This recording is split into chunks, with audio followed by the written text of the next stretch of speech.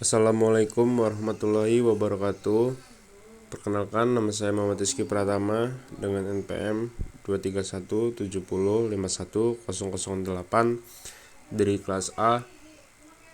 Di sini saya akan mengerjakan kuis AI, yaitu membuat sebuah studi kasus sistem pakar dengan metode forward chaining atau backward chaining dalam bentuk slide presentasi.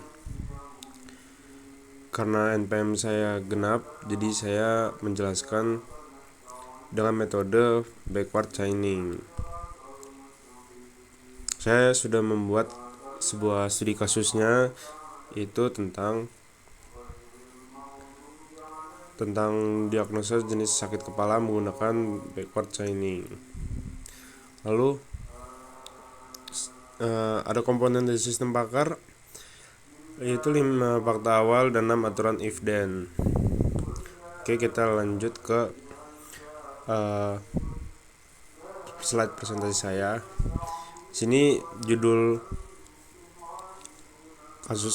studi kasusnya yaitu diagnosa jenis sakit kepala menggunakan backward chaining. Kasusnya, seorang pasien datang ke klinik dan mengeluhkan berbagai gejala sakit kepala. Sistem pakar ini digunakan untuk membantu mendiagnosis jenis sakit kepala yang diderita pasien dengan cara menelusuri mundur atau backward chaining dari kemungkinan diagnosis ke fakta-fakta gejala yang dirasakan pasien. Lanjut, di sini ada fakta awalnya. Yang pertama, pasien mengalami nyeri di satu sisi kepala. Yang kedua, pasien merasa mual atau ingin muntah. Yang ketiga, pasien sensitif terhadap cahaya atau suara. Yang keempat, pasien merasakan tekanan di sekitar dahi dan mata. Yang kelima, pasien merasakan nyeri kepala yang berdenyut. Lalu kita lanjut ke aturan if then-nya. Yang pertama, if pasien mengalami nyeri di satu sisi kepala and pasien merasa mual atau ingin muntah, dan diagnosis migrain. Yang kedua, if pasien mengalami nyeri di satu sisi kepala and pasien sensitif terhadap cahaya atau suara, dan diagnosis migrain. Yang ketiga, if pasien merasa mual atau ingin muntah and pasien merasakan nyeri kepala berdenyut, dan diagnosis migrain.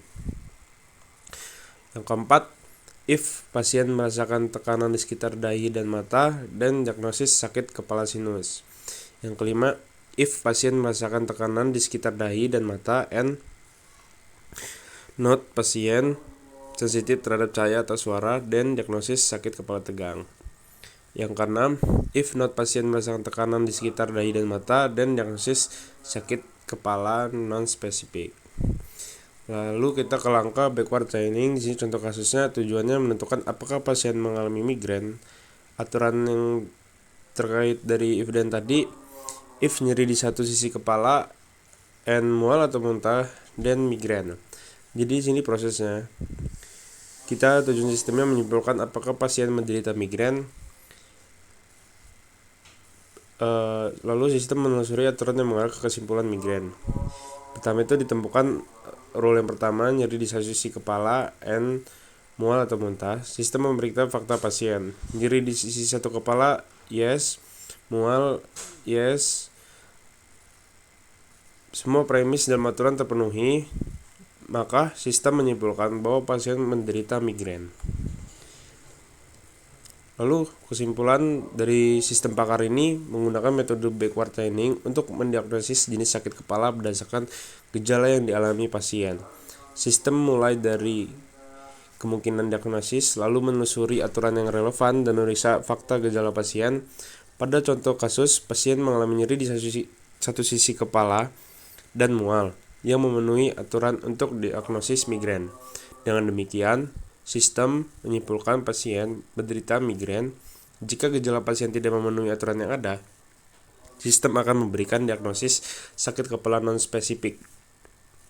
Sistem ini membantu proses diagnosis menjadi lebih terstruktur dan efisien. Sekian penjelasan dari saya. Saya akhiri. Wassalamualaikum warahmatullahi wabarakatuh.